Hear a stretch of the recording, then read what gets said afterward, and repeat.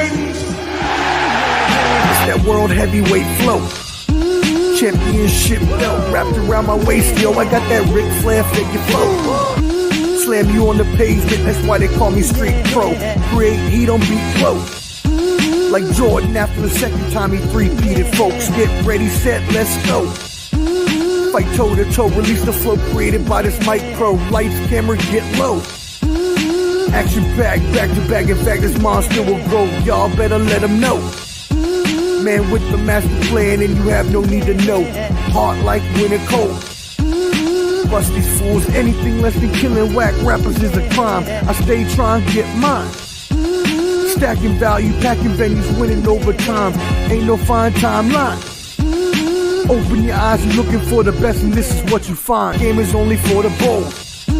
You came prepared, now get ready for the show. Introducing from parts unknown, your UFC and combat sports insider, Clever D, the Combat G, and the sports professor.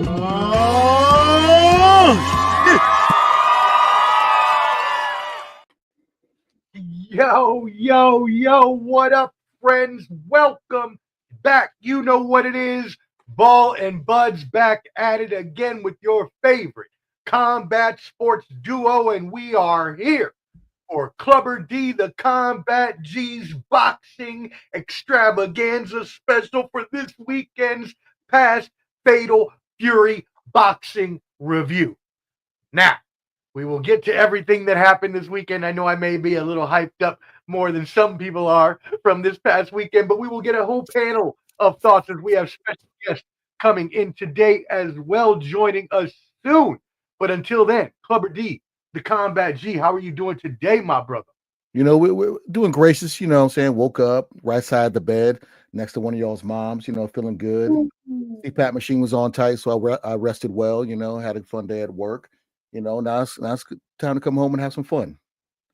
Yes, sir. You know it. And, you know, obviously we start with, Clubber D has been and always will be the boxing, MMA, UFC, combat sports insider here. And so he is the expert on this show where we have combat sports. He is our star. But we also have other stars that we like to bring on from time to time from other networks, other special guests. And that being said, we have one joining us right now. Many of you are probably tuning in from his channel, the boxing collaboration networking aficionado, Skywalker Boxing Media. What up, brother?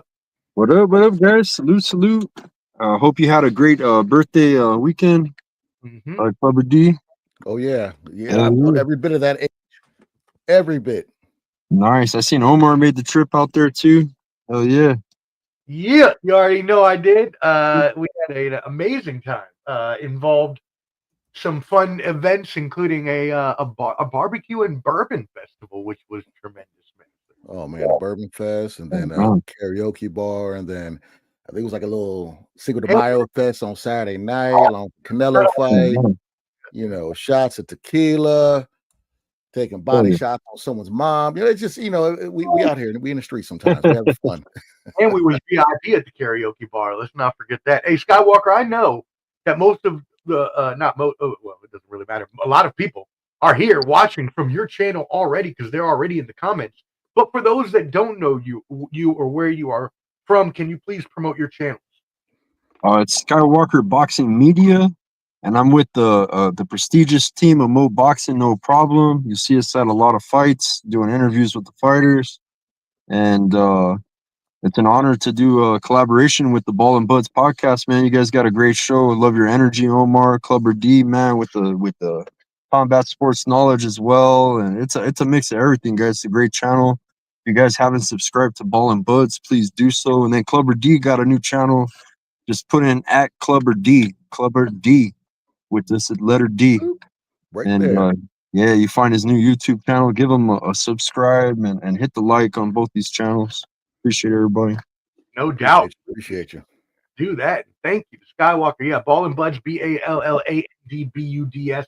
If you're not watching on that channel, please subscribe on YouTube as well. Subscribe to all the channels you see today. We will have some other guests joining us here shortly, and we'll get to them when they get here. But also hit that like button Even if you're watching on the replay, it is free to you, but invaluable to us. So please hit that like button.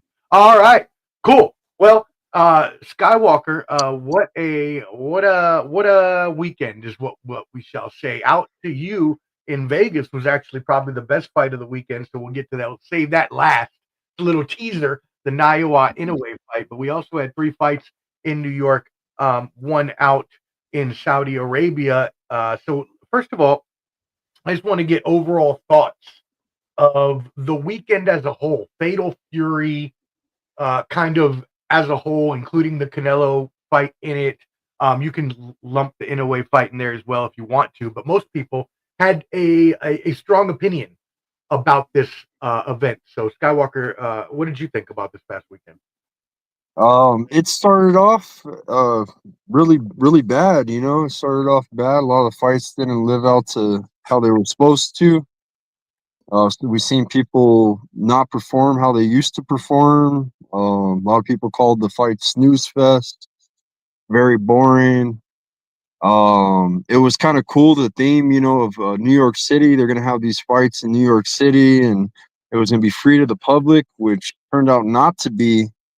They ended up putting a big old gate, and a lot of people had a hard time. A lot of the boxing fans were thinking they were going to go to a free show on Times Square, and they only had 300 people inside of there. And some people believe that the fights could have been better if they would have had fans. You know, a lot of these fighters feed off the fans' energy, and you get a lot of great performances just because of the fans. So they're definitely you know, a learning lesson to Turkey. You know, it was cool that they actually had the power to do this, man, you know, to set up some fights in the middle of New York City. But they turned out not to be that great, you know, and we've seen fighters come back, and we haven't seen them fight in a year. And Teofimo did good. I want to give credit to Teofimo. I think he had the best performance out of that whole card. He beat one of my guys, you know, Arnold Barboza. Shout out to Arnold Barboza. Teofimo was just too quick for him, and got to give credit where credit is due. You know, that was my underdog on the card, and it turned out not to be. Rolly was the underdog, and man, credit to Rolly, man. Rolly did his thing too, man, and handled his win with humbleness. He was quiet on the lead up to this. It wasn't like a normal Rolly, and it wasn't like a normal Ryan. And we could talk about the fights in order if you want. We could start with Barboza. You want to start with Barboza? Teofimo? Yeah, Barboza, Teofimo. Teofimo had a great performance, very fast, quick. You know, he was firing back on his back feet. You know, he had a little offense to go with a lot of defense. I would have liked to see Teofimo engage a little more. Like, you know, he was throwing maybe like 2-3 shots on a combo and then just backing out of there, getting out of just throwing a few shots, getting out of there, throwing a few shots. I think, you know, he fought a smart fight, man. Barbosa's no joke. You know what I'm saying? I don't know if you guys seen in the 6th round, Barboza landed a punch on Teo and had him shook, man. You know what I'm saying? So I think that might have dictated why he didn't come in the rest of the rounds, you know, but it was still a good fight, entertaining fight. You know, credit to Teo, but that's what I got on that fight.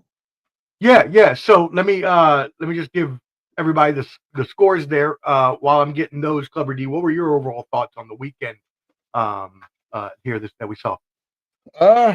Interesting. When I first tuned in, I was looking at the crowd and I was like, is that Elmo? Like I saw like Elmo in the back, and then I saw Deadpool. And I was like, well, why are they here? And I remember Papi Yayo saying, like, you know, this is a circus. And seeing what I saw there, I was like, yeah, it's a bit of a circus. I saw somebody dressed up as Tupac.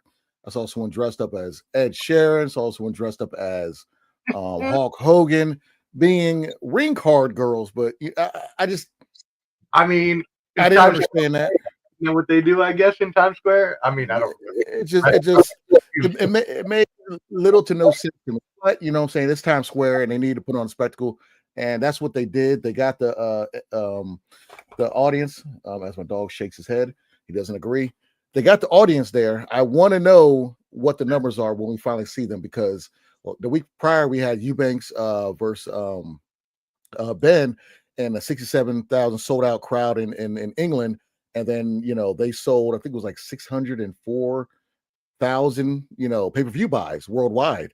And that's amazing for a non-title catchweight fight. So I'm eager to see the combined numbers of what they did this weekend, to see if it translated for everybody watching it. Because the action, like Skywalker said, the action didn't match the buildup. So I was a little disappointed on the action. And you want me to just go into the Teofimo fight?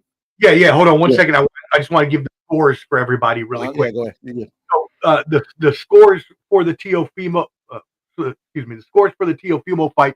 It was a unanimous decision by Teofimo Lopez, 116-112 on 2 cards, 118-110 on 1 card. And in the comments on our YouTube video where we did our predictions, I don't remember the person's name, but they had some laughing emojis saying how Barboza or Lopez dominated Barboza, since we got to eat the pie, chose Barboza. Clubber D, what were your thoughts on that fight? Yeah. So I had Barboza, you know what I'm saying? I had him winning this. I was kind of with everyone else. Like you said, we all ate pie, crow, Southeast catfish, whatever you want to call it, Anacostia, sea snake, whatever you want to call that. But the problem I saw was, I think I mentioned this when we were talking last time, Teofimo always shows up on certain fights, like the Josh Taylor fight. I had written them off. I was like, man, he's gonna lose to Josh Taylor. Beats the crap out of Josh Taylor all 12 rounds. Lomachenko, I didn't think he was ready for Lomachenko. Looked great in that fight. And this fight, back against the wall again, he's talking all this jazz. And I'm thinking Barboza, he's hungry. He's finally got the big fight. And he wanted that fight. I feel like I don't know if I don't know how his conditioning was, but it just didn't look like the same Barboza up in there. It just didn't, and Teo looked good, but they're yelling, you're playing with your food. Like, I thought Teo could have got him up out of there.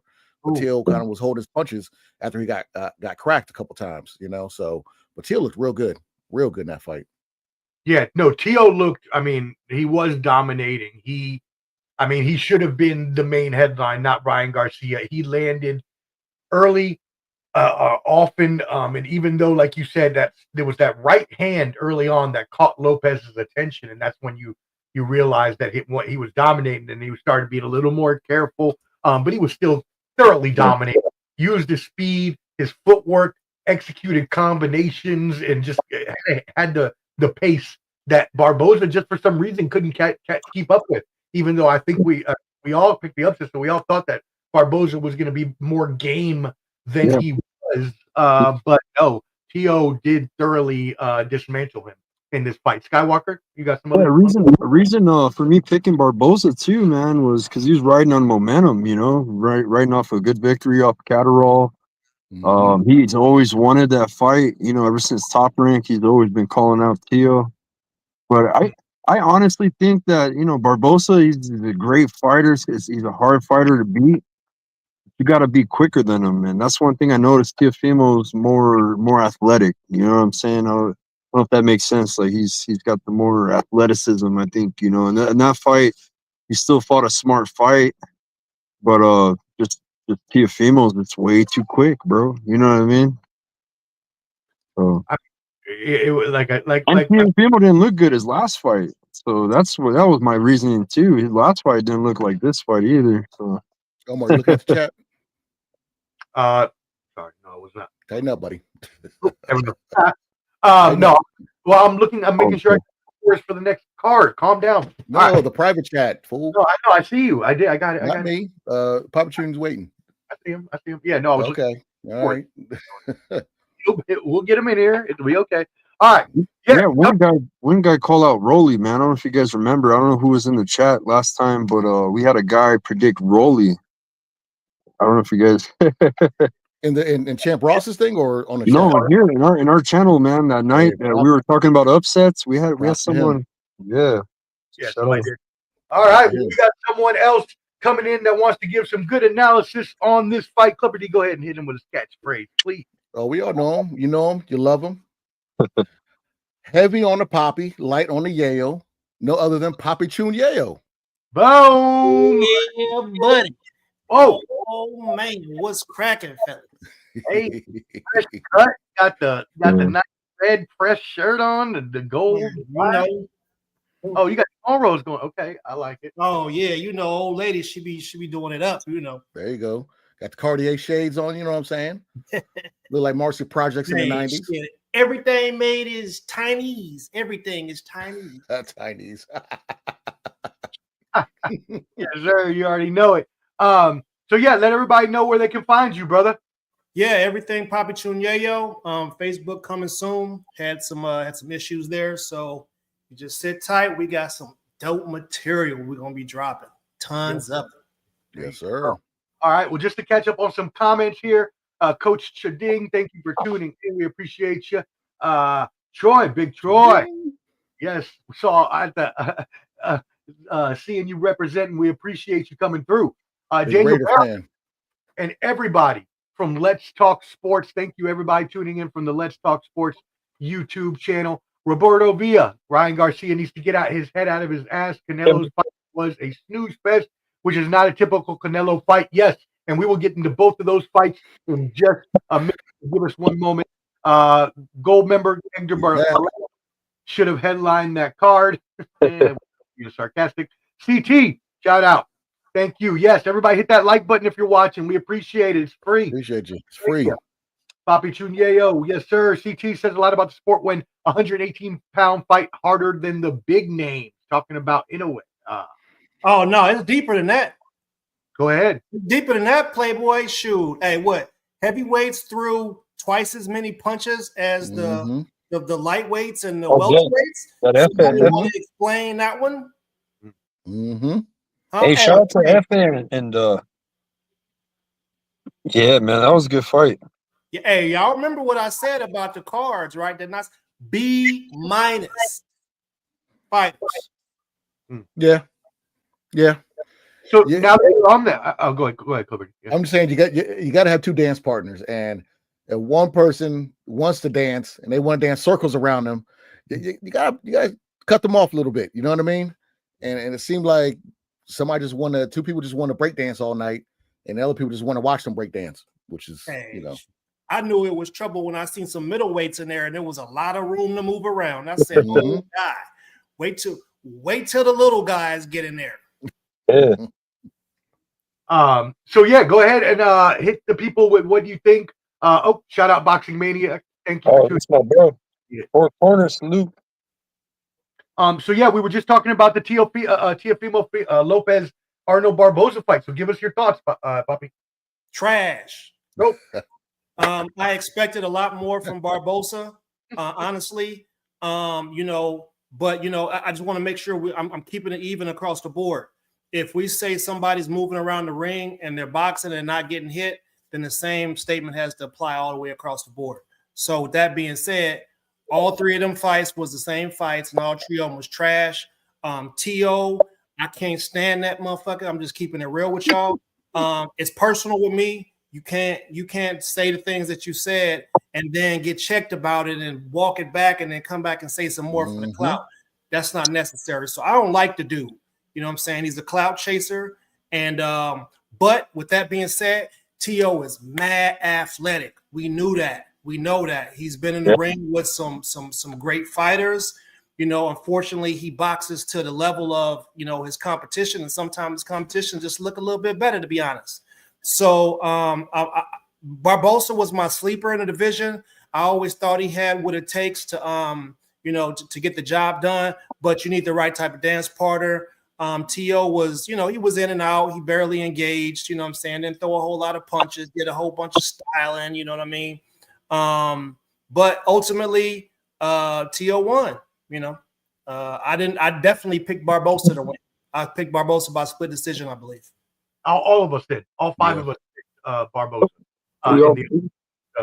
And we all thought, like we said, Barboza, like Skywalker said, Barboza, he thought had the momentum. We all thought he was going to be game or more game at least for this fight. And also, as Skywalker said, Teofimo, he didn't feel as well on his last performance that it was that great. So he wasn't really expecting much. I think we are all along those same lines. Clubber D, I think you were wanting to say something.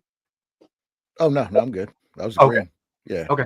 Awesome. All right. Yeah. So not the great fight that we wanted, but Teofimo, at least we know, should be back to regular form after that last fight, or at least we hope so going forward. All right, cool. So let's move into the other two fights of that evening. First, we'll start with the Devin Haney unanimous decision over Jose Ramirez, 119-109 on 2 cards, 118-110 on 1 card. Obviously, a complete shellacking. Clubber D, what are your thoughts on this fight? Yeah, it was lackluster. This isn't what I want to see out of Devin Haney. You know, it's not the normal Devin Haney we saw, and yes, he was out the ring, and we all know why. And you know, PTSD, shell shock, that's all a real thing. I think he waited too long. He should have maybe a tune-up fight maybe 6 months ago. The footwork, yes, I get it, but you're gonna have to stand and, you know, stand on business sometimes in the ring. And he's always had good footwork. He's always had good technique, but I've never really seen him move around just like this and not really throw. But then again, Ramirez likes to throw, so that was a perfect opponent for him to kind of showcase his skills. And Ramirez didn't throw. Ramirez didn't cut the ring off. So I think it was just basically mixing Kool-Aid with salt. It didn't work out well. You know what I mean? So he got the dub. It was lackluster to me. I mean, I'm glad to see him back in the ring. I just wish he threw a little bit more punches.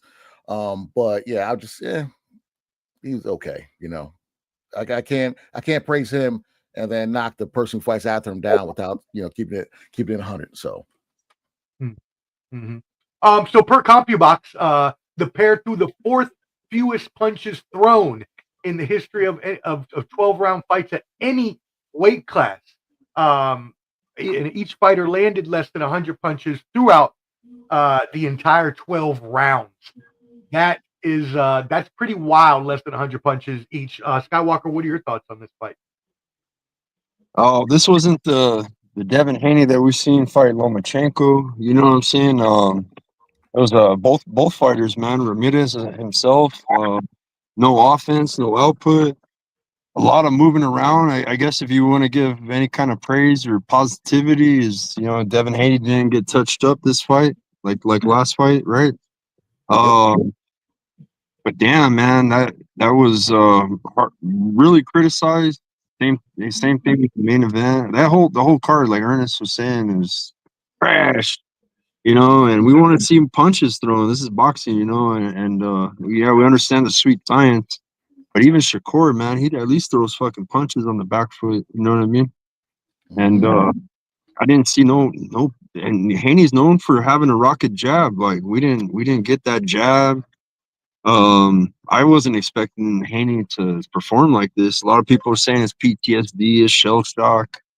The first 2 rounds, I had to get corrected because I thought, you know, like something was totally off, and it was his shoes. You know, the damn shoe strap came undone. Back to back.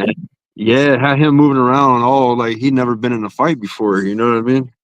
And it had me tripping. I didn't know at first. I was like, damn, what the hell's wrong with Haney? Like, yo, what did Ryan do to him? You know, like, did he give him, like, did he really mess him up for, you know, for life? You know, like, this guy can't fight good anymore. You know, it's not, because I've always liked Haney, you know, as far as the Lomachenko fight, that was a chess match right there.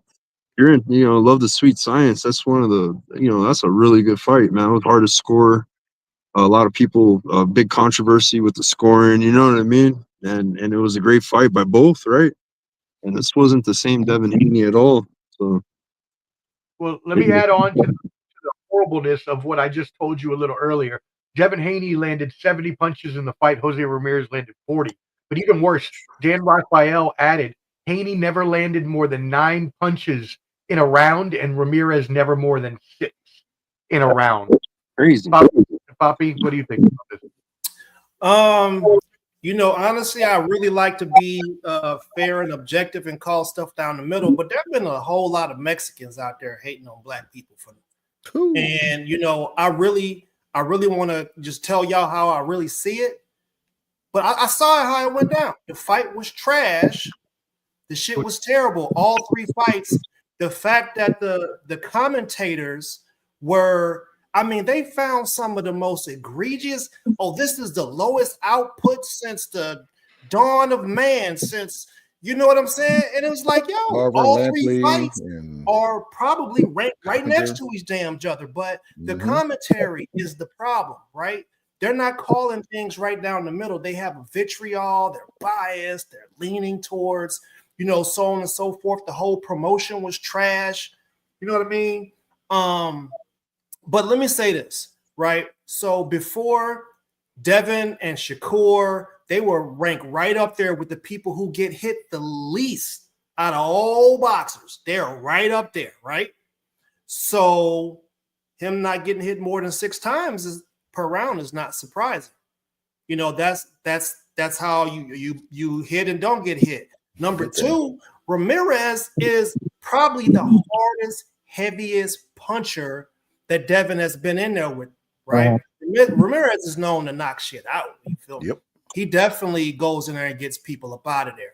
And that's the toughest dude that Devin's been in the ring with. I mean, honestly, I want to give him credit for that. So when Devin was boxing, it was like, dang, why don't he just stand there and trade? He's pillow fisted. He ain't got no hands. So he stands and trades with somebody who's supercharged, and he gets his shit beat up. He got beat up. He got beat up by somebody who was, you know, on that stuff. So honestly, I'm happy for Devin. I'm glad he got back in the ring. I'm glad he got the ability to, you know, go and do whatever, even though the promotion, everybody was talking about him the whole time. Even fighters that were fighting each other was talking about Devin like that. It just didn't make any sense, bro. The promotion was trash, honestly, and I don't know. What does Devin do, right? So let's say Devin and Ryan can still run it back. They didn't mess the bag up. It's enough Mexican people that hate enough black people, enough black people who want to get at the Mexican people for us to go ahead and do it.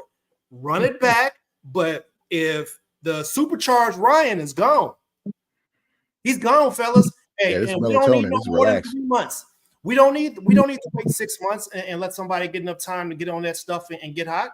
Let's go right now. 3 months. I didn't take no damage. You got your ass whooped by Rolly, who probably has a phenomenal resume, by the way. You think about it, he does. Yeah, Rolly was the best fight of the weekend. Yeah, that's what we're saying right now. Cinco de Mayo, Rolando was the best fight.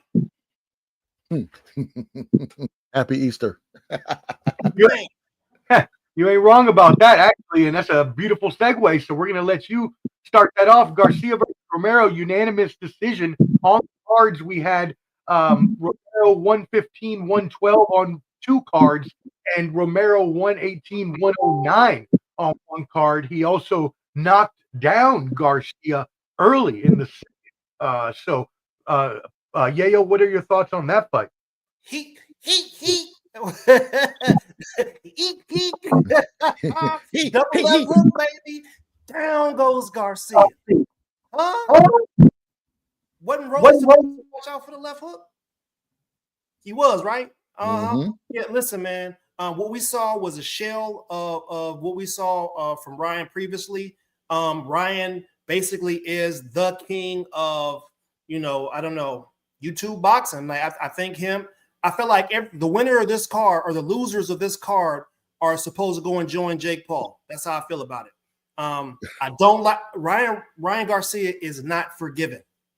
Period. He's not forgiven.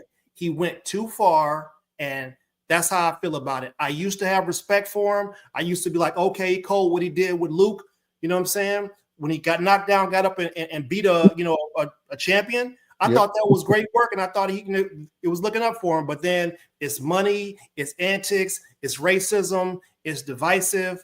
So basically, I just think Ryan was trash. And this is what we can expect from him. And I still want to see him at it. All right, Skywalker, what are your thoughts on this fight? Man, Rolly stayed quiet the whole time during this camp, and it wasn't the same Rolly, right? And yeah, it just tripped me out, man. Not the same Ryan Garcia either. Same as Haney. Like went in there, I'm like, yo, what the fuck is this, right? Second round, he's down. Rolly hit him with that double left, made them noises with it. Rolly, yeah. Rolly put that noise on him, and what a trip, man! What a trip of a start of the boxing weekend that we had, man. That was Friday, and shout out to Rolly, man. Rolly handled the win with humbleness, and fuck yeah. You never know in boxing. That's the thing with boxing, man. And just a tripped out night. People didn't perform how you expected them to perform. Uh, the fans not being there, I think that kind of played a part of it. Some people are blaming the Ulsterine. A lot of people. Oscarine and Angelone, whatever it's called. Yeah, a lot of people are blaming that. I don't know what I believe Ulcerine's a weight cutter, anyways. But it wasn't the same Ryan. During the build-up, it was a quiet Ryan, not the shit-talking Ryan that goes in and whoops some ass, right? So something was off. Off night for Devin, off night for Ryan. I still want to see the rematch. Man, tripped out night, man. Well, I mean, as you mentioned, Skywalker, Garcia, right before he got knocked down, he was working his jab, but once he got caught by Romero there with that hook, he just started Clubber D. He just started fighting at a slower pace. Even his corner was like trying to urge him to pick up the pace, but it was just like he wasn't. What do you think? He felt that power. You know what I'm saying? The old saying in boxing, you hook with a hooker, and that's what Rolly did. He hooked, gave him that left hook twice, and he went to the ground, felt the power. Leading up to the fight, I thought Rolly looked at that weight class. He actually, because he talked about going to 147 probably like 2 fights ago, and he actually looks like fulfilled at 147, even back when he fought a tank at 135. So I think Rolly's it's a combination of Rolly being in a proper weight class that he should be in, and Ryan Garcia taking Rolly a little bit lighter. And I don't know the type of training Derek James is doing with him. I know Derek James is a good trainer, but it's like he's not reacting to what he's saying for him to do in the fight. You know what I'm saying? Like he got hit, felt the power, and he's like, oh shit, I need to see if I can just survive. You know what I'm saying? And Ryan has the potential if he puts his mind to it, I think. But you got to put your mind to it. He's big outside the ring, and that's amazing. But in the ring, you don't know what you're gonna get. And this is the first fight in 4 or 5, I think maybe 3 or 4 that he's made weight. So the weight cut isn't a factor for this fight. So what is the excuse? You've been out for a year, but that's for your own doing. So let's take accountability for that. Don't cry about that. So, I feel like even Turkey Al-Sheikh was standing up telling Ryan to throw punches. I'm sure Ryan can bounce back. Him and Devin should run it back, but running back next, I don't know, because I don't know if people want to see that right now. If Ryan would have knocked Rolly out in the second, third round like we all expected, then yeah, they were, oh yeah, and seeing Devin's performance, then yeah, I would, I'd be, oh, Devin, you better get your ass whooped. But you saw the type of Ryan Garcia we saw, so who was going to want to see that third fight or second fight? But you can't hype it up the same way. Right. Yeah. No, I mean, you can't necessarily with a loss, but I do agree with Yayo when he stated that fight is still a legitimate rematch that we need to see. Whether or not there's a little bit of shine knocked off of Garcia or Haney for these performances, from what we saw the last time they fought, especially for Haney and Haney fans, they need to see him get that redemption against Garcia. It may be a little less for Garcia, but I think the arc is still the same, considering he got suspended after that fight. So that's not a good look either, and he needs to come back from that too. I actually think it's the perfect fight to put together, both of them using that redemption arc story to kind of have them match up. But I do agree, Clubber D, that obviously, with these kind of performances, a little bit of shine is knocked off. Hey, I want to say something about something that I don't know if I haven't heard too many people talking about, the energy. Like, we on our other show, we talk about, the environment that people are fighting in. And it just, I feel like some fighters feed off the crowd and the energy that's provided. But the way that setup was crazy. I was waiting to see if they were shutting the city down. They wasn't shutting down. They set up a boxing ring on the sidewalk off to the side. You know what I'm saying? And then the fans couldn't even see it. You know what I mean? So That's what's missing. The energy. Yes, Turkey has given us a lot of the fights that we want to see, and a lot of these fights are underwhelming. And also the energy is wrong in the place because you don't got people getting rowdy over there at Riyadh season. You don't. It's awkward, man. Like you got to get back to the essence of the sport. The fans and the energy that they provide for the fighters. It's always, it's always something when you got Elmo and Tupac and Hulk Hogan as ring card girls. Yeah. Balls. Yeah. So yeah. Yeah. You're completely right though, because even if you remember back in the NBA when they had the bubble in Disney, it was such a different experience for both players and other fans watching on TV. Yes. They had Diddy Party Boy Ring Boys. Oh man. Hey, but that's how they get down to Times Square. You got the Times Square Elmo, the Spider-Man, the Batman, the Wonder Woman who's a man. I'm like, man, get this out of here. What are they doing, man? They say Diddy slid a kite over to his lawyer and said, "Hey, man, I need to see Hulk Hogan on the thing." Great.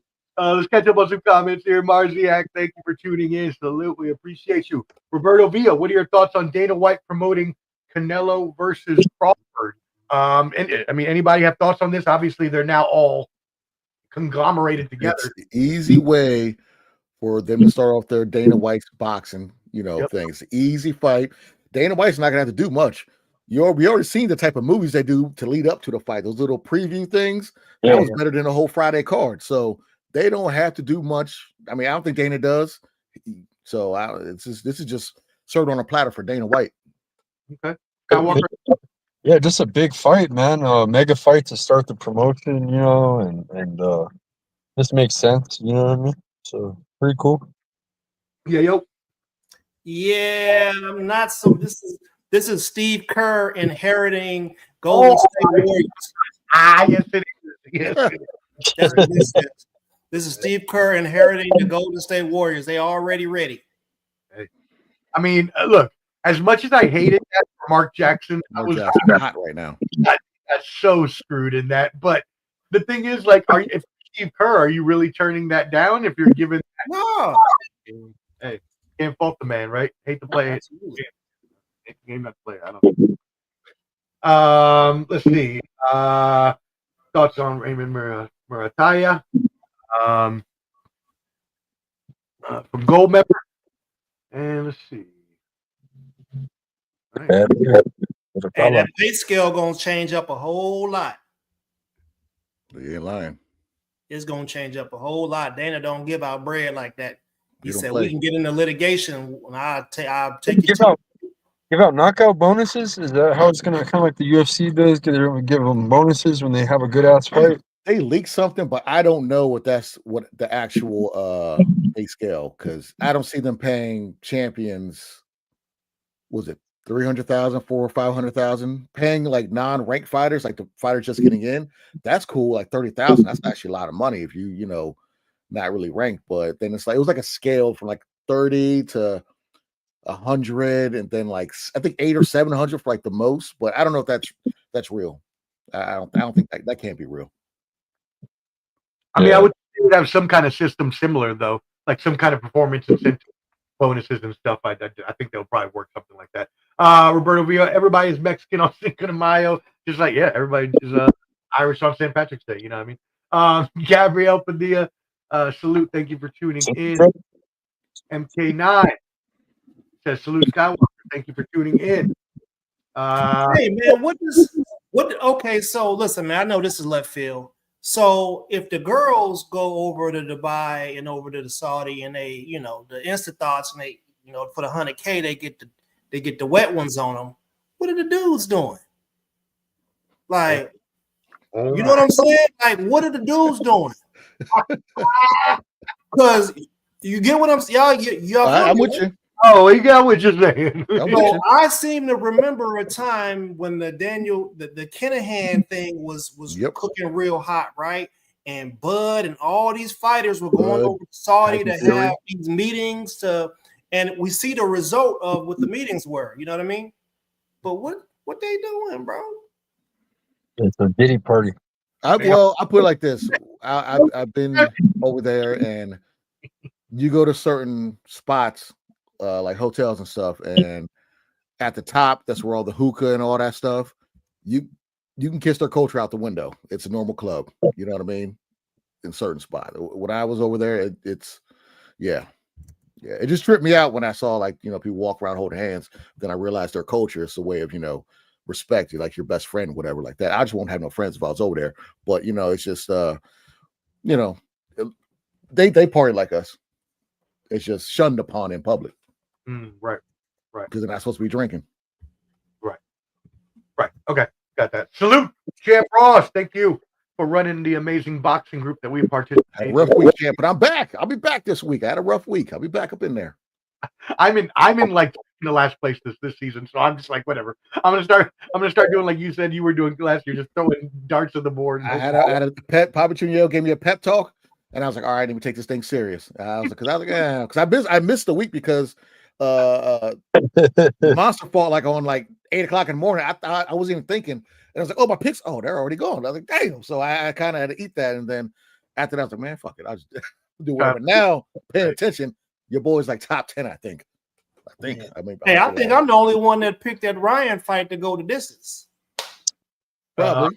I'll have to look at the. I got the scores over here somewhere. I'll check that out. I was like, oh, he's gonna sleep him before 5. I got him in 3.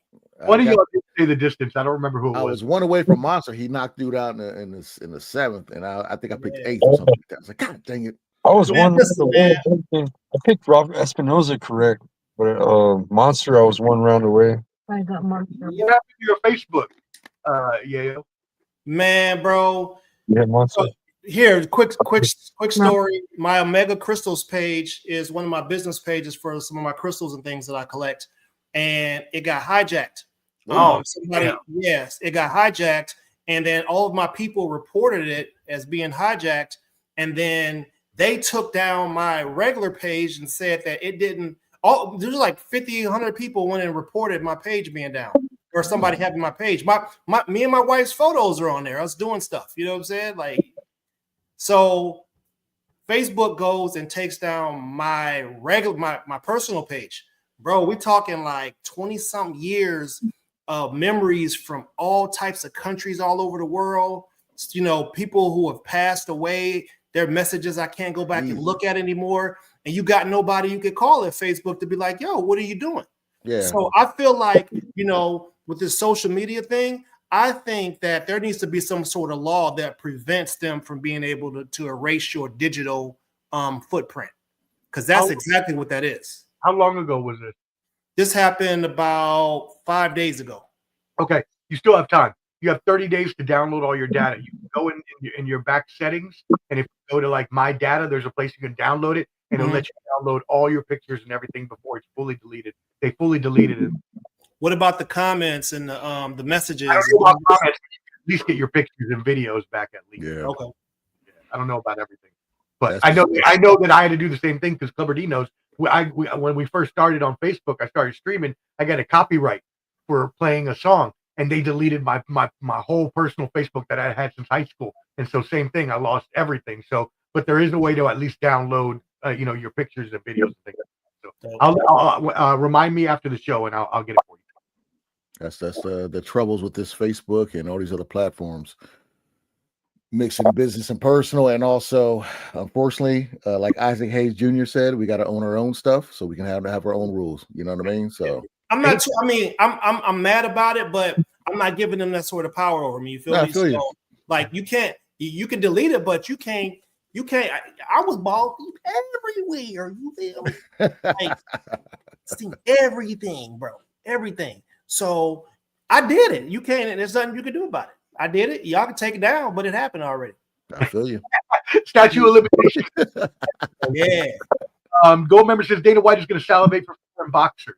Fight hard and underpaid, sold. I mean, he did that forever, so I can't. Yeah, he kind of screwed them on some of those like the deals, like the sponsor deals. I think it was like Venom or Tap Out, whoever had the Reebok had the clothing apparel. They had a scale depending where you are on the scale. Like Francis Ngannou, he's just starting out. He's making like 800 a fight. I mean, sorry, 7,000 a fight, 7,000 win, or 10,000, whatever, and then maybe like 3,000 on sponsor. But back in the days when you see all the different sponsors on their shorts, they made a lot of money because that's individual sponsors for that particular fighter. But he was like, oh no, screw that, single sourced, and that's why one of the reasons why GSP didn't come back until later, because he was with Under Armour, and Under Armour was on. They weren't letting him put his Under Armour stuff in with Reebok.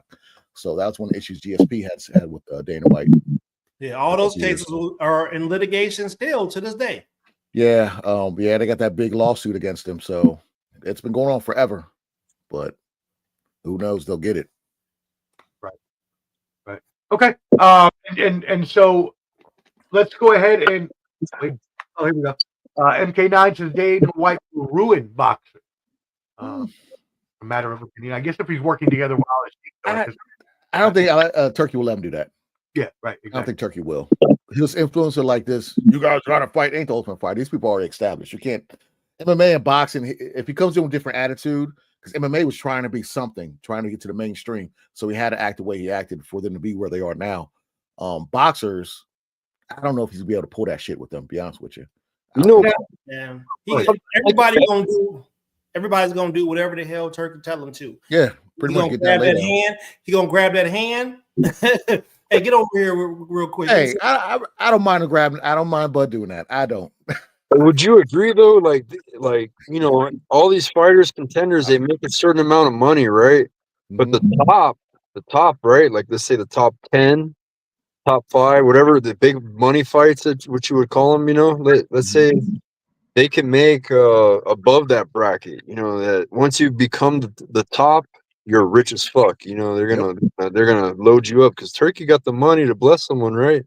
And that'll give everybody like the hunger to fight hard, bro, and whatever kind of tournaments that he has planned, like they should at least bless the top. You know what I mean?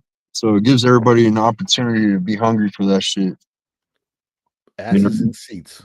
That's what the motto is. In Turkey right now, it's kind of like, as long as he puts the asses in seats, he's okay. But even if the product isn't as great, because we're seeing some duds, but we're also seeing some bangers, like like in London 2 weeks.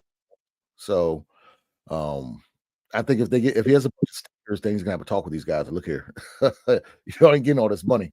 So, I mean, he already having a talk with him. So Eddie Hearn, Al Heyman, Frank Warren, all these billionaire dudes are like broke people to him.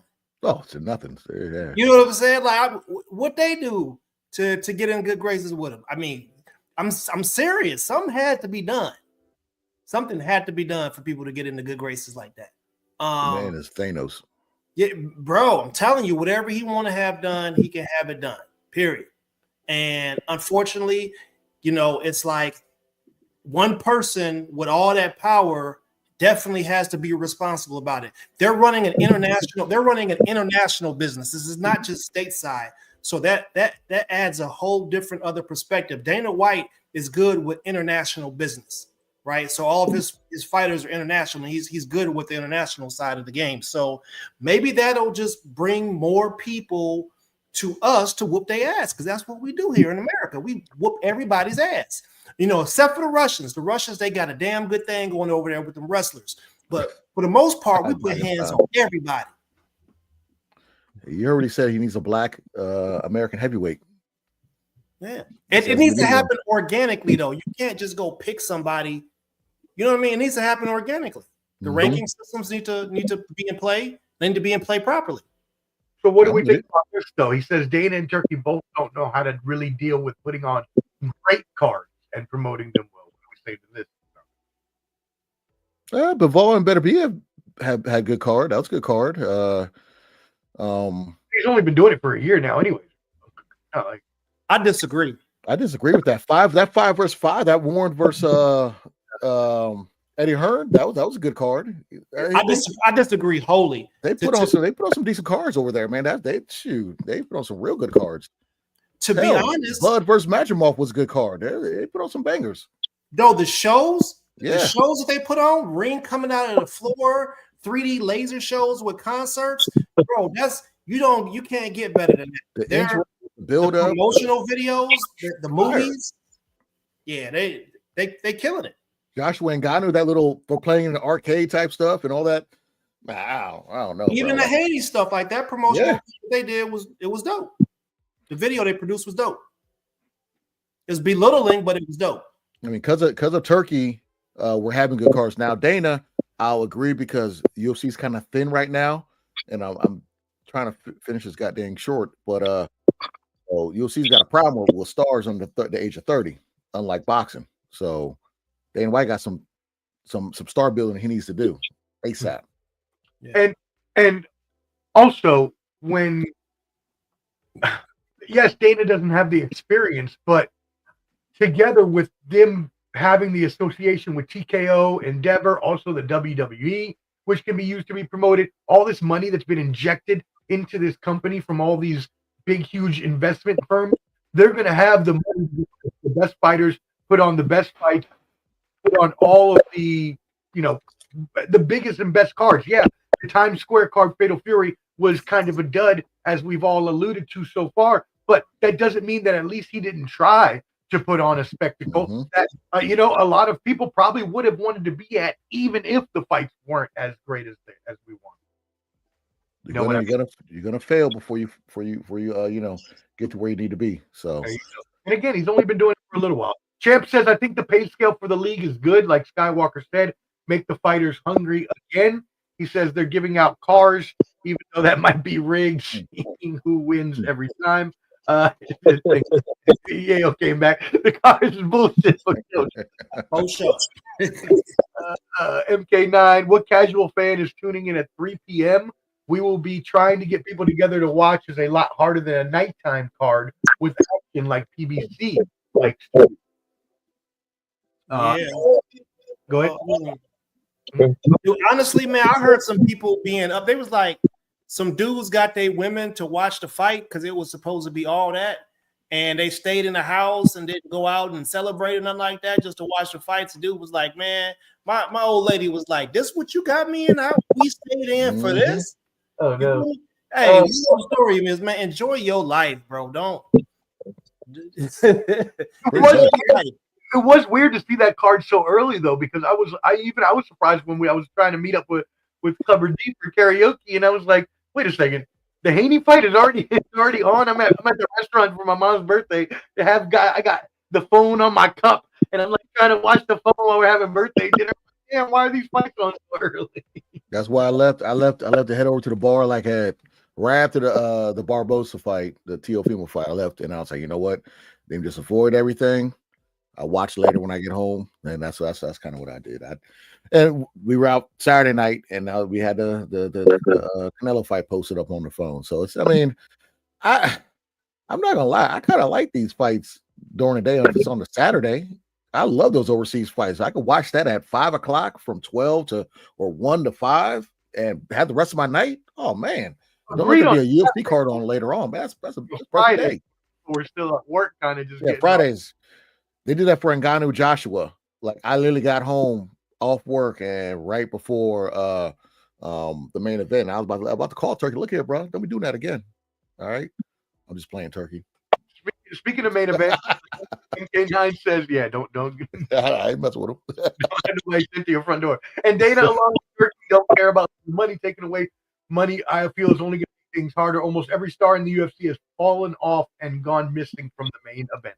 Right, but as we just said, though, remember, they have so much money coming in now from all of these different places, including, again, their partnership with WWE in general. Oh, yeah. WWE at WrestleMania had the Fatal Fury in the ring as the main ring logo. That's crazy. They had fighters. When they had UFC Mexico, they had Rey Mysterio there, Dominic there, Stephanie Valcour, other wrestlers there, and for UFC events. You can see that on Raw. You're gonna see boxers. Terrence Crawford has been to Raw plenty of times. You know what I'm saying? They're gonna mix and match all these entities together. Don't be surprised. You've seen Terrence Crawford at UFC when they're at the Spear. That's when he confronted Teofimo. So you're gonna see them mixing and matching a lot more. It's just the problem with the UFC. They're stars. They don't really have that many top stars. All their stars are pretty old now, and you gotta wait on John Jones to figure out when he feels like fighting again for that to be a big fight. You know what I'm saying? So UFC's kind of they're wearing thin right now when it comes to their top names, and it charge people $70 freaking dollars. Come on, Turkey, holla at Dane about that. Right, that's ridiculous. But as you mentioned, right, we're waiting for that Terence Crawford Canelo Alvarez fight that we will see in Saudi Arabia. It's here. It's here.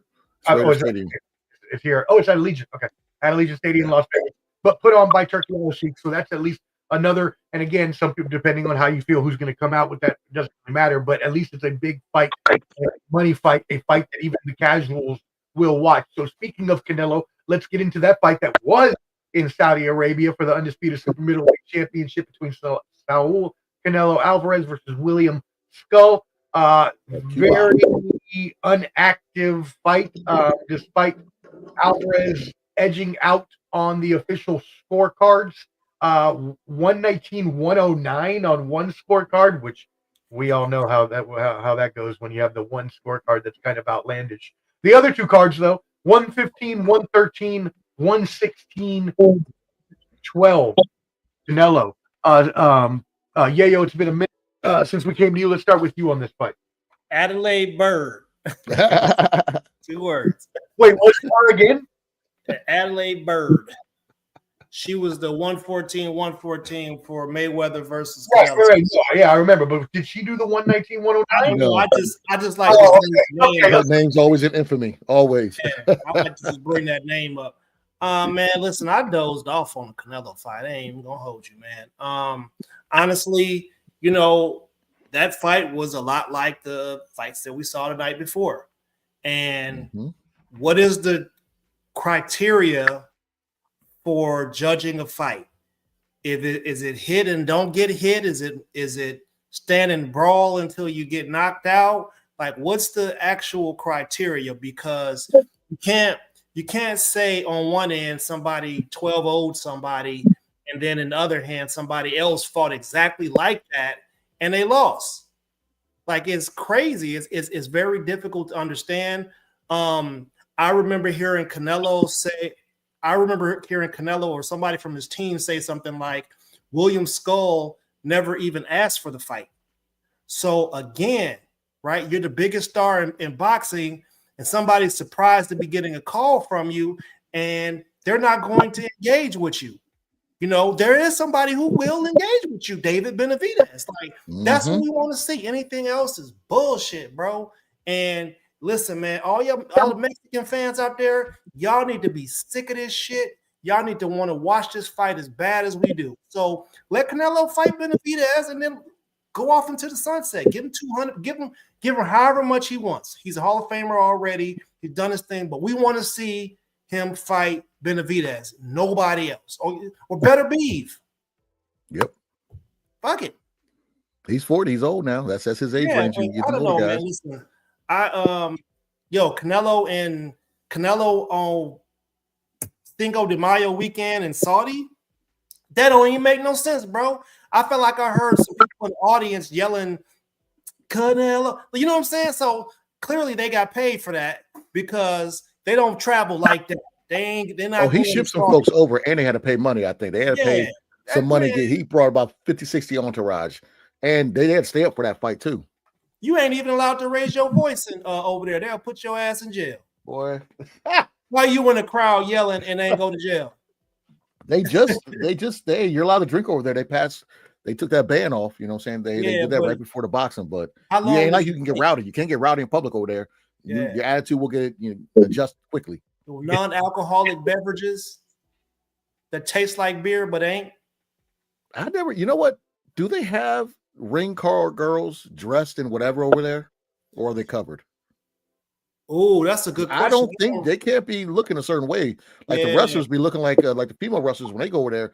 They're looking like Rey Mysterio from Halloween Havoc 1998 when he had the Phantom outfit on, like a one piece, like a 90. Turkey definitely ain't having no pro box type girls over there. Oh no, man. Oh, Giant Gonzalez, WrestleMania. Shout out Josh, man. We're missing you. Hope you can maybe slide in for at least the last fight. If not, then we appreciate you as always, brother. Hams hanging out the bottom of them things. Skywalker, what did you think about this fight? Yeah. Man, another fight that really didn't live up to it, man. We kind of knew Skull was Cuban. He had that Cuban style of footwork and stuff like that. But man, like Canelo couldn't cut the ring off, couldn't get to him.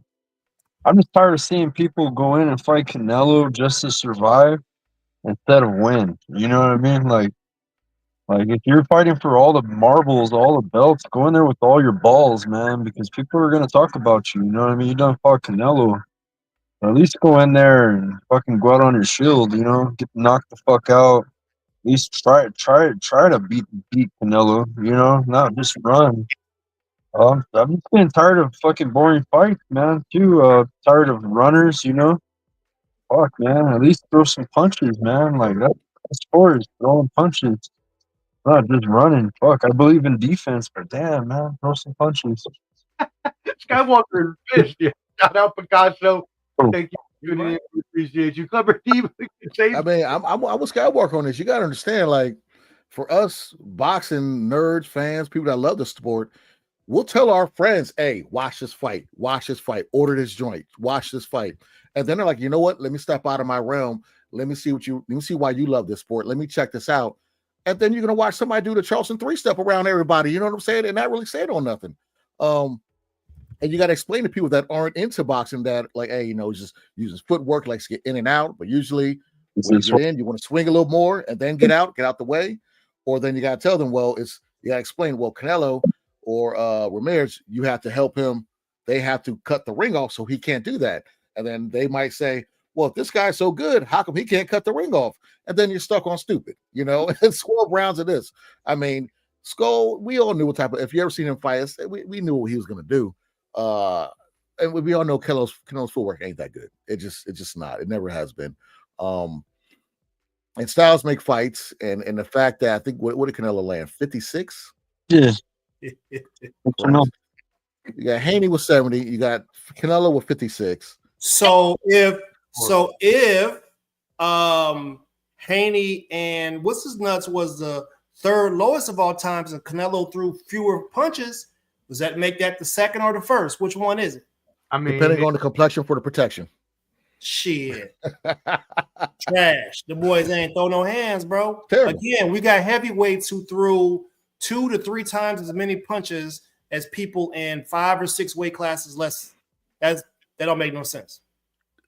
Brandon Serrano put a post up. I don't know if it's her or her team put a post up, and they had Canelo and Haney's output together, and they put in like a round or two of hers with Katie Taylor. And she was like, wow, I mean, what, 100-some punches or something crazy, you know? And I was like, yeah, that's a fact. And then someone wrote on the comments under, yeah, but you still lost. I was like, damn. I said, I hate the internet. Okay, so here you go. I've got something here. Okay. Fewest combined punches landed in a 12-round fight. You were correct. Canelo and Scull, 445, lowest ever. There we go. Combined. Yeah. We don't talk about that, though. We don't talk about that. Hey, Lomachenko got to be on a whole bunch of them, too. He was at about 130 punches at like round 7 or 8. He usually is.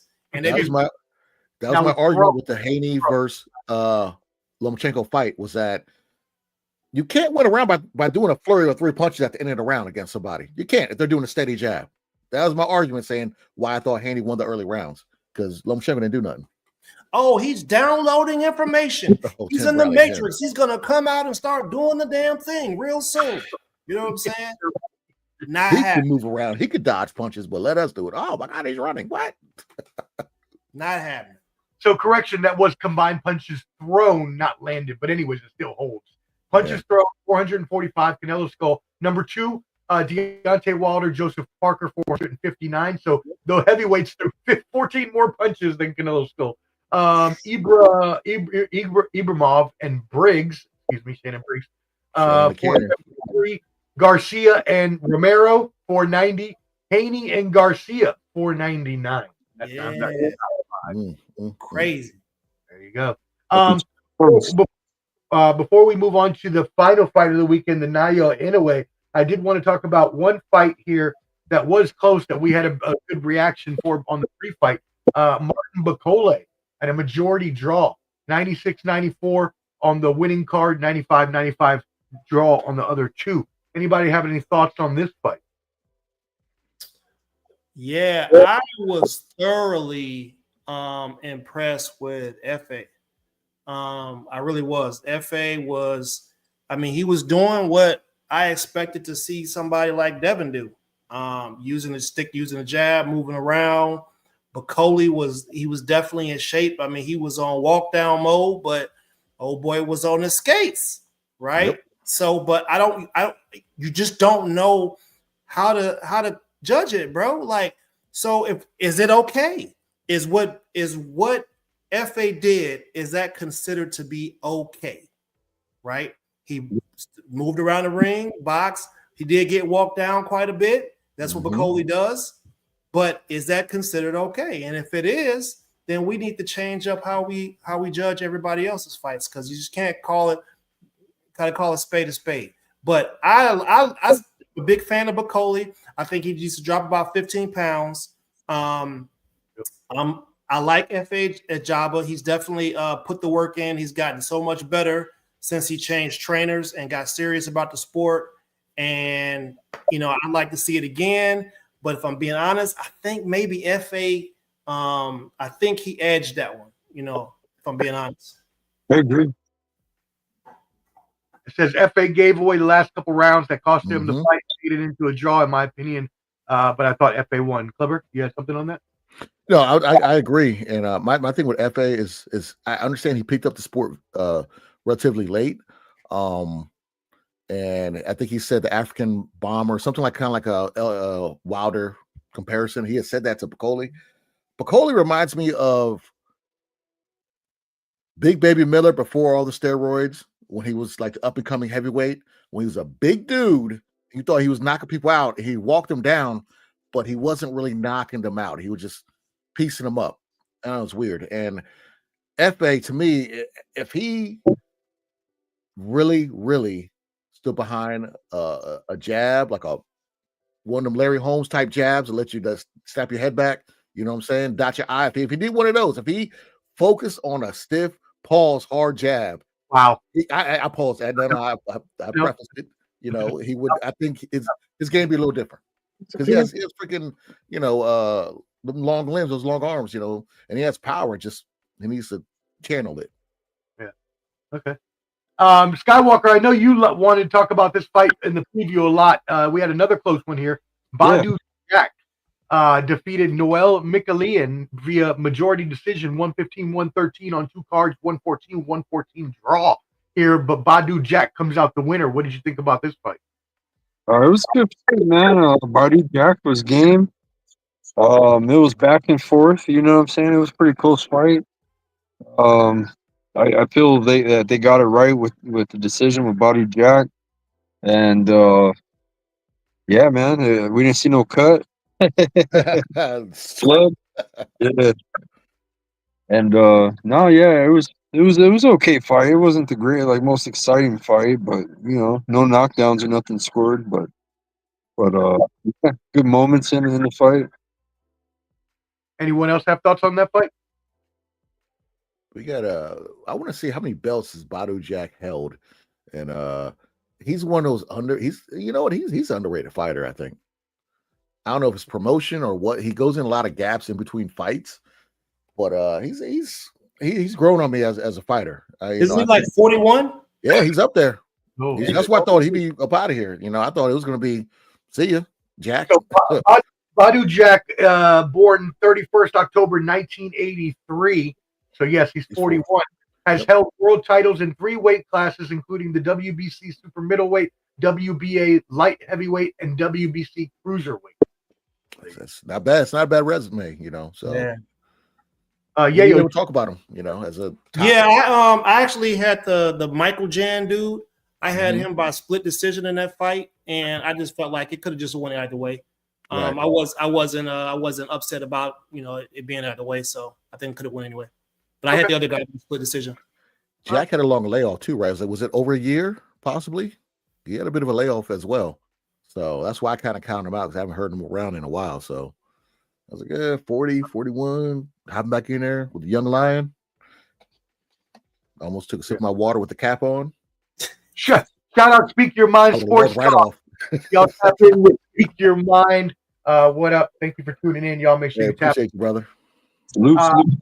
MK9 says, so this whole weekend with Garcia and Canelo was was a waste of time for action, but ESPN saved the day with a card that couldn't disappoint. And I don't fault Scull as he landed more than Canelo, right? So does anybody have thoughts on this comment? I agree. My thing with that, with Scull, I totally understand where you're coming from on that one. But if you know you find Canelo Alvarez and you're trying to get all the belts, you got to do more than good footwork. You got to stand on yours. You got to make him look like a full all 12 rounds. You can't just go off of I'm in, I'm out. I'm in, I'm out. You got to stay in for a while. You know what I'm saying? Like you love her. Pause. Oh no, that's not a pause. It was two guys fighting. So I had to. A lot of them, man, too. A lot of them were kind of just like retreat punches, you know. So right. Nothing really got through. Nothing. They didn't even catch one little highlight clip of Scull cracking. Hey, look, they're gonna have to hit the brakes on the Cuban fighters for a little while. I've seen an enormous influx of Cuban fighters, and the ones that I'm seeing have not adapted their style yet, and some of them are a bit past their prime. And unfortunately, they need to get on the brakes with all of them dudes because they are putting on some snooze fest as of lately, and they're going to have to get with the game and catch up with the program. So I think we need to hit the brake on some of these Cuban fighters for now before we just start saying Cuban fighters are trash because we know they ain't trash. They just not adapted to the pro style. I agree. I think you're right on that. And like it's Andy Cruz, and like somebody like him, a two-time gold medalist. You think he comes in highly touted like another person who's a two-time gold medalist. He didn't get that title shot off the bat like someone else did. And he still, what does he fight 12, fight whatever, and he's still kind of fighting with that amateur style. He's starting to sit down on his punches more now, but it's more of that point type fighting, and that doesn't work on this level. They need to start training these guys. Once they if you really want to see somebody who knows how to cut the ring off very well, Rohan Polanco. Yo, the boy is a dog. Watch him cut the ring off. And he's having fun in there. Mean way too, bro. He's a mean fighter. Like if y'all want to, everybody who fought this weekend, y'all need to go watch Rohan fight so that y'all can see how to cut the ring off. I did a highlight video on my Instagram of Rohan's fight, man. Polanco's beast. He had a game of good ass opponent. Yeah, that's a bad boy. Yeah. He was having fun after like the third or fourth round. I was like, oh man, he's just playing around with his food. Man. And dude, that's how you play with it. If you're gonna play with it like that. Hey guys, I gotta jump off here, bro. My bad. I gotta deal with some kids and stuff. But thank you guys. Hey, appreciate you, Skywalker. Bad on the Inoue. Maybe I'll type in the chat, bro, if we get a chance. We gotta find out dinner right now, and everything's late. So okay, well if you can, we're gonna jump on and talk about that now. So if you can jump back on, let us know, or you can text in or whatever. We're gonna jump to that right now. So you can actually stay on and give your piece real quick if you want. Yeah, real quick. Top rank kick. Man, I'll give a real quick recap, man. Top rank fucking was badass from top to bottom, like the whole card, man. Art Barrera Jr., he was on the card. Shout out to Coach Omar. We've interviewed him in the past. He's got nothing but winning fighters. They opened up the card. He killed it. He had a final round stoppage, 6-round stoppage. Good fighter. He's from South Central Los Angeles. That's Diego Pacheco's people, man, over there. That's the same coach. And nice. So that was badass. That fight alone, I was like, damn, this is better. This is fucking great. This is better than all the main eventers. You got Art Pereira Jr. doing great. And then just the whole card from top to bottom, man, was amazing. The main event lived up to all the hype, man. Shocked the world with that knockdown. You know what I'm saying? That second round knockdown with Cardenas knocking Inoue down. Yeah, just a great card, man. I gotta get off of here. Much love to everybody. Hit the like. Appreciate you, podcast, Clubber D, Papi, Choon, Yayo. Everybody got YouTube channels on this podcast. Much love to everybody. Say bye, Ben. Bye. Have a good night. Thank you for Have a good one. You know. Oh, thank you guys. Much love. Hi, brother. Cool. Hey, I'm yeah. so my audience still there. All right, guys. Peace. Yo. Yes, Skywalker tuning in. Coming in. We always appreciate him, and we appreciate everybody That's a tuning man. in to Skywalker's channel. We are going to finish up this card so you can keep hearing the good boxing action. But yes, please make sure you subscribe to everybody's channels. If you look at the bottom of the screen, there's a banner that I put there that has everybody's channels, everybody's @. So please make sure you tap in with everybody here and hit that like button if you're still watching. We got over 20 on the live right now. We're going to finish up this last fight and get out of here for the evening. Before we do, though, make sure tomorrow night you check out Clubber D, the Combat G, and myself. We will be doing UFC 315 preview for the weekend. So check us out tomorrow night at 8 p.m. Eastern at Ball and Buds, BALLANDBUDS. All right, let's get into this fight. As he mentioned, right, TKO 8 by Naoya Inoue. The whole card was good, as was mentioned by MK9. The ESPN saved the weekend for this card. Skywalker mentioned that obviously Inoue came back from a knockdown. Cardenas knocked him down early in the fight, second round of the fight. Now, combined with Cardenas, these 122-pounders threw 752 shots, which is more than 300 more what we just talked about with the Romero, but with the Canelo and the Scull, right? 300 more punches. Clubber D, what do you think about that in this fight? Well, I mean, the lightweights, they're gonna throw him in. I like the monster. He does have his flaws, and we saw it again, just like in Lewis Neary fight. You know that he's susceptible to that hook. You know, because he likes to get in the pocket and he likes to throw him. You know, they put on the card was great. The Fernando Vargas son, he put on a good performance too. Me personally, I'm kind of with, okay, what is the monster going to do? Is Inoue going to stay at 122, or is he going to move to 126? Because Shushu's already saying, "Oh, I see his flaws. I can tear him up." You know what I'm saying? Is he going to jump up to that 126, which I would love to see? You know, I want to know what's the next big thing for him? Because he's basically cleaned it out. And are we going to wait for BAM to move up and finally get that dream match, or is he going to move up and get some bigger names on his resume? But you know, they saved the weekend for boxing.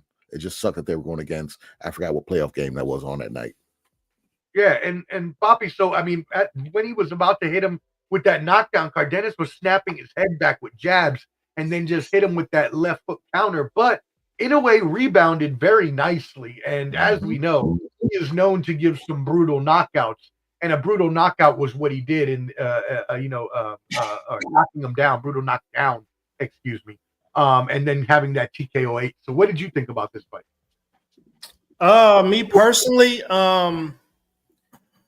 look, man, Inoue is not the pound for pound number one. I've been so sick of everybody trying to just get Bud off the top. Yo, until Bud loses or somebody goes out there and dominates him, that's his spot. There's no contest. There's no old boys in the witness protection program. You feel me? Like, who they gonna put him in there with? You know what I'm saying? Like, it just seems like all the fighters that he's fought have basically been tailor-made for his style. And every now and then, a lefty will get in there and do their thing and sit him down. So I think, you know, since we call people who've been knocked down one time Chinny, I think it's time for us to start saying the boy Chinny. Huh? Yeah, he can't get out the way of the left hook. Remember that? Huh? Yeah, he's not pound for pound number one. He hasn't done enough. That's my only argument with him. I'm glad to see him here in the States. I still want to know if they're doing any testing. I hadn't heard anything about any testing prior to that fight. And, you know, shout out to Cardenas, man. He went out there and did what he could. You know, sitting back and taking shots from the monster is not the best idea. And, you know, maybe he shouldn't have swung for the fences with everything he threw, but I was just kind of hoping one of them landed. Maybe more than one. MK9 agrees with you. Inoue isn't pound for pound after getting knocked down, twice in the last two fights, but no one's saying anything about it. Chinny. Yeah, I mean, he needs to be putting that chinny. I know I've seen some people compare him to a young Manny Pacquiao before. He made that miraculous, up in weight, all those divisions of fighting people at catch weights and drain them. But anyways, it's hard for me to put him in there up there over Bud because one, I understand it's not his fault for his level of opposition because where he's at, but what he's doing, I'm cool with it. But you got to not get knocked down so many times if you're going to be the best. And if you're wiping out, people that are not household names, and like Bud, I say, oh, Bud ain't fighting about it, but he did the Earl Spence and then he, Sean Porter and things of that nature. Sean Porter resume, Earl Spence's resume. Only one I can see close to that on Inoue is who? Benito Donaire, maybe. I mean, I don't really know who he fought. That's sure up there. Stevie Fulton's good. I rock with Stevie Fulton, but there's not really many people. But I don't want to penalize him because that's just what's in front of him. But I still wouldn't have him over Bud. I agree with you on that one. And that chinny label, it needs to be in conversation right now for him. He's chinny. Okay. Because Haney went down twice, 3 times with Garcia, and he's automatically chinny. You know what I'm saying? And other fighters, they're chinny after going down a couple times, but him, we're not saying nothing. And he's way up here on the list. And so where do you put him at on your pound for pound list then right now? Both. Damn, MK just kind of said what I was. I mean, for me, there's only one. The pound for pound. Who is that? That person right now is Crawford. Right. Yeah. Do you think anything else matters? Okay, so it doesn't matter. Okay. I would say Crawford number 1, but if I were to make a list of who I'd have, that's my top. Are we counting heavyweights? Because a lot of people don't like to count heavyweights. No, pound for pound is pound for pound. I mean, I'd put Bud, then Usyk. After that, I'd probably throw in Bam up there too over Monster right now. I can't really think of anybody else in another weight class. I can't put Canelo there. Bivol, I might put him over him. Yeah, then I'll put him there. So he'd be like 5 on mine. Okay. Probably right there. Josh says Inoue has beat some legit competition. Counters there. Yeah. I mean, he has. But it's just look at the other people on that list, how they match up in their succession against, with like Bud or Usyk or somewhere like that. See, what a lot of people are confusing about the sport is what's happening with the marketing aspect. So ESPN, Disney, they got a gang of bread, bro. They can make somebody look like something they ain't. You know, forgot how Ronda Rousey was the best. She could beat Floyd Mayweather up. I hated that. All that talk. That. Like they put money behind this stuff, and unfortunately, it's unfair to everybody else. It's not an even playing field because you can take somebody like a Chocolate Latito and try to remove Floyd from the pound for pound list. You go find some little bitty dude from somewhere that nobody knows about and say that's the best fighter in the world. Then they get exposed. Every time they've done that, literally, there's been some exposure happening. Every time the ESPNs try to put some money behind somebody, that person ain't it. Mm-hmm. Teofimo was that guy. Lomachenko was that guy. Man, they got spoiled over there real bad. Berlanga too. Oh, he trash. Man, they fed them boys so much spam and cheese, bro, that they just thought that the check, spam and cheese. You get a check with spam. That's a Wilder diet too. A spam check. Would not accept the besmirchment of the good name of the Boricua. Extra crispy on the edges.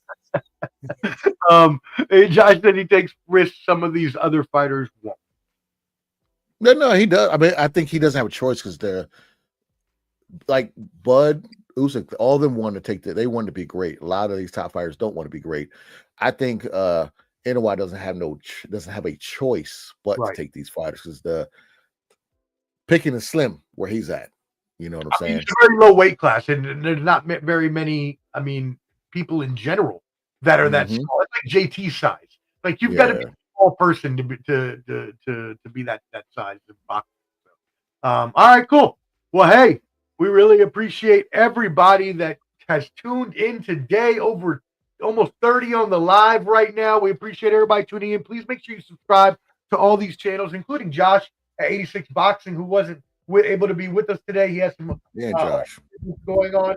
But also check out Papi, Choon, Yayo on Instagram and all of the platforms as well. Clubber D, his new YouTube channel. Please check that out and subscribe as well. You can find him on TikTok at clubber.d. Don't forget tomorrow night, UFC 315 preview. Clubber D, the Combat G, and yours truly, the Sports Professor. We will be on 8 p.m. Eastern. So make sure you're subscribed to Ball and Buzz or you're on Let's Talk Sports, something like that, and you watch us tomorrow night when we will come in. Papi, give some final thoughts to the fans out here. Hey, y'all, look, man, I know every day we all get bombarded with horrible news about things that are happening in politics. Let's just say this, man, you guys make sure that you take care of your families at the end of the day. If you have a job that may be at risk based off of some BS that's happening, there's a lot of avenues out here for you to get work. You can create your own avenues if you got a specific skill set. Just go out there, you know what I'm saying? Just try to create some opportunities for people and blessings come behind that. And don't have too much anxiety about what's going on, because it'll all be corrected at some point. I love Papi's final messages of the broadcast every time. Cover D, do you have a final message for the fans? Yeah, I'm a kind of, you guys will see us tomorrow, so definitely tune in when here. So we haven't talked about UFC in a while because there ain't really been shit to talk about. But we got some juice for y'all tomorrow. Definitely want to piggyback on that. People out there, if you tune in, appreciate you. Please follow our channel. If you don't follow, shoot us a like. If you don't, at least, hopefully the next time you might do it. Also, don't stress over shit you can't control. Okay? If you can't control the weather, ain't nobody out there storm from the X-Men. If you can't control another person's feelings, don't worry about them. Do the best you can do and move forward. Don't worry about shit you can't control.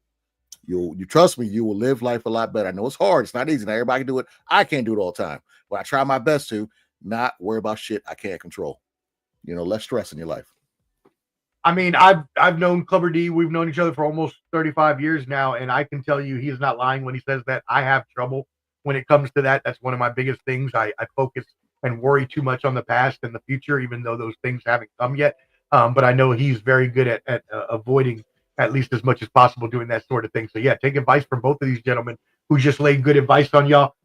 Be safe, be blessed, be kind to each other. Have an amazing week. Catch us tomorrow night, 8 p.m. Eastern at Ball and Buds, BALLAND BUDS. Hit the like if you're watching on the replay. It is invaluable to us, and it's free to do. Papi, Choon, Yayo, we appreciate you, brother. That's the whole. It's always a pleasure kicking it with my brothers, man. Anytime. Appreciate y'all. All right. He's with the millions. It's that world heavyweight flow. Championship belt wrapped around my waist, yo. I got that Ric Flair figure flow. Slam you on the pavement, that's why they call me Street Pro. Create heat on beat close. Like Jordan after the second time he three-peated, folks. Get ready, set, let's go. Fight toe to toe, release the flow created by this mic pro. Lights, camera, get low. Action packed, back to back. In fact, this monster will grow. Y'all better let him know. Man with the master plan, and you have no need to know. Hard like winter cold. Bust these fools, anything less than killing whack rappers is a crime. I stay trying to get mine. Stacking value, packing venues, winning over time. Ain't no fine timeline. Open your eyes, you're looking for the best, and this is what you find. Game is only for the bold. You came prepared, now get ready for the show. Introducing from parts unknown, your UFC and Combat Sports Insider, Clubber D, the Combat G, and the Sports Professor.